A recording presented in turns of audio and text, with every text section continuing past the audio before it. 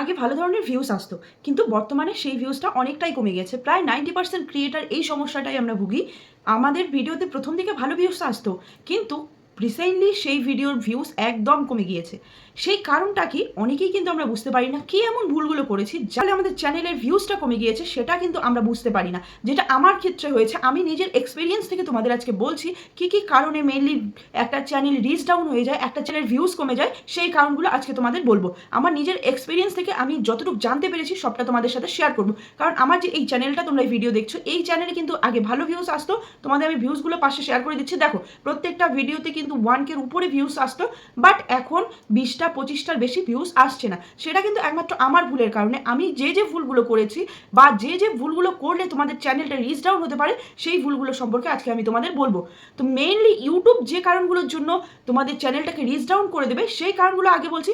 আর এর বাইরেও কিছু কারণ আছে যেগুলো আমরা প্রতিনিয়ত কিন্তু অহরহ করতেই থাকি, সেই কারণগুলোর জন্যও কিন্তু ইউটিউব চ্যানেলটাকে রিচ ডাউন করলে। প্রথমে আমি ইউটিউবের নিয়মগুলো তোমাদের দেখাচ্ছি, যে কী কী নিয়ম লঙ্ঘন করলে আমাদের চ্যানেলটা রিচ ডাউন হতে পারে, সেটা আগে তোমাদের দেখাচ্ছি। তো এখানে দেখো, ক্লিয়ারলি লিখে দেওয়া আছে, YouTube may take down a channel for various reason including community guidelines violation. সবার প্রথমেই কমিউনিটি গাইডলাইন্স ভায়োলেশন। তো একটা চ্যানেল যদি বারবার কমিউনিটি গাইডলাইন্স ব্রেক করে, তাহলে কিন্তু চ্যানেলটা রিচ কমে যায়, এটা কিন্তু আমরা সবাই জানি। আর দেখো এখানে কি আছে, YouTube has strict guidelines around content and if a channel repeatedly violates this rules it may be take down. তো এখানে দেখো ক্লিয়ারলি বলে দেওয়া আছে, ইউটিউবের নিয়মগুলো কিন্তু একটু স্ট্রিক্ট, সেই নিয়মগুলো মেনে আমাদের কাজ করতে হবে। সেই নিয়মগুলো যদি আমরা বারবার ব্রেক করি, তাহলে কিন্তু আমাদের চ্যানেলটাকে টেক ডাউন করে দেয়। তো সেকেন্ডলি যেটা আছে সেটা হলো কপিরাইট ইনফ্রেগমেন্ট। তো কপিরাইট ইনফ্রেগমেন্টটা কি, সেটা আমি তোমাদের এখন দেখাচ্ছি। দেখো এখানে কপিরাইট ইনফ্রেগমেন্ট মানে হলো কপিরাইট লঙ্ঘন করা, মানে কপিরাইটটাকে লঙ্ঘন করেছো তোমরা, সেটা যদি তোমার চ্যানেলে এসে থাকে, তাহলেও কিন্তু তোমার চ্যানেলটা রিচ ডাউন হবে। তো এখানে আছে, কোনো চ্যানেল অনুমতি ছাড়া কপিরাইটযুক্ত সামগ্রী হোস্ট করেছে বলে পাওয়া গেছে, ইউটিউব চ্যানেলটি সরিয়ে দিতে পারে। দেখো আমি বেঙ্গলিতে ট্রান্সলেট করে তোমাদের দেখাচ্ছি। এখানে ক্লিয়ারলি কিন্তু বলে দেওয়া আছে, কোনো চ্যানেল যদি অনুমতি ছাড়া কপিরাইটযুক্ত কারো ভিডিও বা কোনো কিছু, সেটা থাম্বনেল বলো, সেটা মিউজিক বলো, সেটা ইউজ করে, তাহলে কিন্তু ইউটিউব পারে তোমাদের চ্যানেলটাকে ডিলিট করে দিতে। তো আমাদের সবসময় অরিজিনাল কন্টেন্ট ক্রিয়েট করতে হবে, অরিজিনাল ভয়েসে কন্টেন্ট ক্রিয়েট করতে হবে। কপিরাইট কন্টেন্ট ক্রিয়েট করলে কিন্তু ইউটিউব যখন তখন আমাদের চ্যানেলটাকে ডিলিট করে দিতে পারে। তো এরপরে থার্ড যেটা আছে সেটা হলো টার্ম অফ সার্ভিস ভায়োলেশন। তো সার্ভিস ভায়োলেশনটা কি, টার্ম অফ সার্ভিস ভায়োলেশনটা কি, আমি বেঙ্গলিতে তোমাদের ট্রান্সলেট করে দেখাচ্ছি এটাও। তো এখানে আছে দেখো, ইউটিউবের পরিষেবার শর্তাবলী প্ল্যাটফর্মে গ্রহণযোগ্য আচরণের রূপরেখা দেয়। যে চ্যানেলগুলো এই শর্তাবলী লঙ্ঘন করে, সেগুলো সরিয়ে নেওয়া হতে পারে। মানে ইউটিউব প্ল্যাটফর্মে কাজ করার জন্য কিছু শর্তাবলী আছে, যে এই শর্তাবলীগুলো লঙ্ঘন করলে ইউটিউব কী করতে পারে, তোমাদের চ্যানেলটাকে টেক ডাউন করে দিতে পারে বা একবারে ডিলিট করে দিতে পারে। সুতরাং ইউটিউবের যে নিয়মগুলো আছে, রুলসগুলো আছে, সেই রুলসগুলো ফলো করে কিন্তু আমাদের কাজ করতে বলেছে। এখানে দেখো, এখানে তোমাদের যে কোনো ধরনের স্প্যাম ওয়ার্ক, ইউটিউবে যে কোনো ধরনের স্প্যাম ওয়ার্ক যদি ইউটিউব কমিউনিটি গাইডলাইন্স বুঝতে পারে, তবেও কিন্তু তোমাদের চ্যানেলটাকে ডিলিট করে দিতে পারবে। এখানে দেখো 4 নাম্বারেই সেটা আছে, spam or scams. Spam or scams, তোমরা যদি ইউটিউবে স্প্যাম করো বা স্ক্যাম করো, তাহলেও কিন্তু তোমাদের চ্যানেলটাকে ডিলিট করে দেবে। Channel promoting spam or scam may be remove. দেখো তোমরা ইউটিউবে ভিডিও করছো, ঠিক আছে, যে কোনো একটা টপিকে ভিডিও করছো, সেই টপিকে যদি তোমরা স্ক্যাম করো বা কোনো স্প্যাম নিউজ দাও, ধরো যেটা ঘটেনি সেই নিউজটা তোমরা দিচ্ছ, সেই টাইপের যদি রিপিটেড করো তোমাদের চ্যানেলে বারবার, তাহলেও কিন্তু তোমাদের চ্যানেলের ভিউজগুলো কমে যাবে। আর এগুলো কিন্তু একদম স্ট্রিক্টলি বলে দেওয়া আছে। এই যে কয়েকটা আমি নিয়ম বললাম, আরও আছে, আমি তোমাদের একে একে সব বলছি, এগুলো বাদ দিয়েও সেই নিয়মগুলো আমি একটু পরে বলছি। তো এগুলো যদি তোমরা লঙ্ঘন করো, তাহলে কিন্তু তোমাদের চ্যানেলটাকে ডিলিট করে দেবে YouTube. Head speech or harassment, ইউটিউবে তুমি কাউকে হ্যারাস করতে পারবে না, হেড স্পিচ দিতে পারবে না। মানে দেখো এখানে আছে, channel promoting hate speech or harassment may be take down.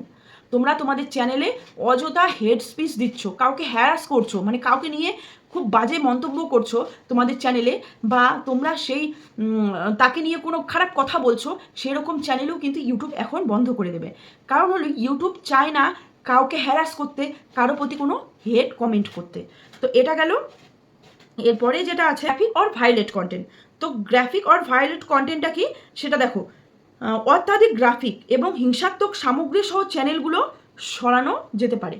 দেখো অত্যাধিক গ্রাফিক, মানে মাঝে মাঝে এমন সব চ্যানেল দেখতে পাওয়া যায়, এমন সব ভিডিও দেখতে পাওয়া যায় অত্যাধিক গ্রাফিক এডিট করে সেখানে, বা সেখানে হিংসাত্মক কিছু দেখাচ্ছ তোমরা, কাউকে মারছো, কাউকে কাটছো, কাউকে হ্যারাস করছো, কাউকে ফিজিক্যালি টর্চার করছো, কোনো বাচ্চাকে অ্যাবিউজ করছো, কোনো বাচ্চাকে অ্যাবিউজ করছো, এই টাইপের যদি কোনো ভিডিওতে তোমরা দেখাও, তবেও কিন্তু তোমাদের চ্যানেলটা ডিলিট হয়ে যাবে, তোমাদের চ্যানেলটা একদম রিচ ডাউন হয়ে যাবে, মানে টার্মিনেট করে দেবে সম্পূর্ণ ইউটিউব।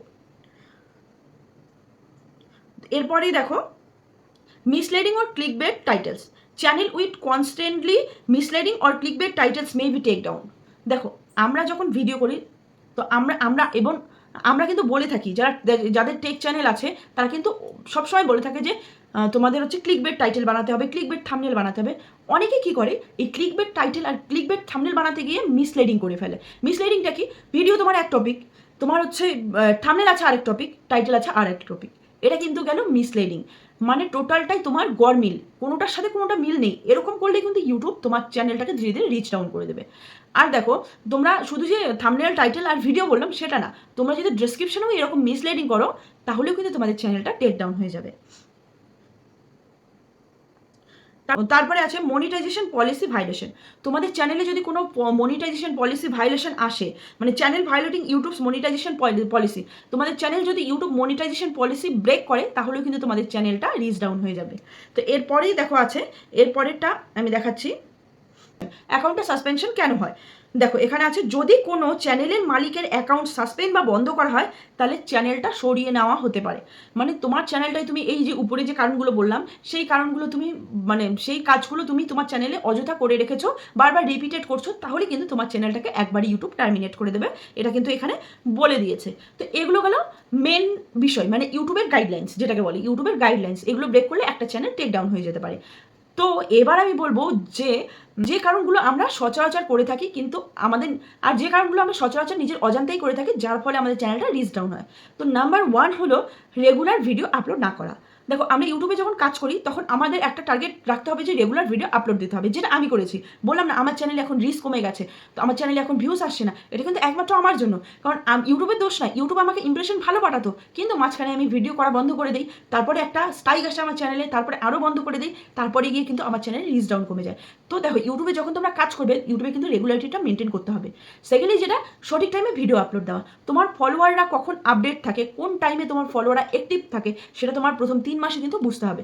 প্রথম 3 মাসে তোমার এই বিষয়টা বুঝে তারপরে তোমার ভিডিও আপলোড করতে হবে। তারপরে গিয়ে কিন্তু তুমি একটা টাইম বেছে নেবে, সেই টাইমে ভিডিও আপলোড করবে। এরপরে যেটা হলো স্ট্রাইক, যেটা আমার চ্যানেলে এসেছে।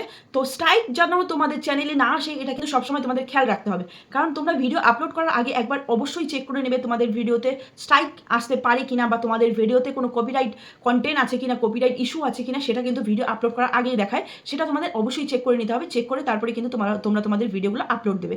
আদারওয়াইজ কিন্তু তোমরা তোমাদের চ্যানেলটাকে হারাতে পারো, কারণ একটা চ্যানেল অনেক আমরা কষ্ট করে বানাই, সেই চ্যানেলে যখন ভিউ আসে তখন কিন্তু আমরা অনেকটা আশাবাদী হই, তারপরে যখন ভিউজটা কমে যায় তারপরে কিন্তু অনেকটাই কষ্ট হয়, সেটা আমি কিন্তু নিজে হারে হারে বুঝতে পারছি। এর জন্য তোমাদের বলছি তোমরা কিন্তু এগুলো একটু মেনে চলবে।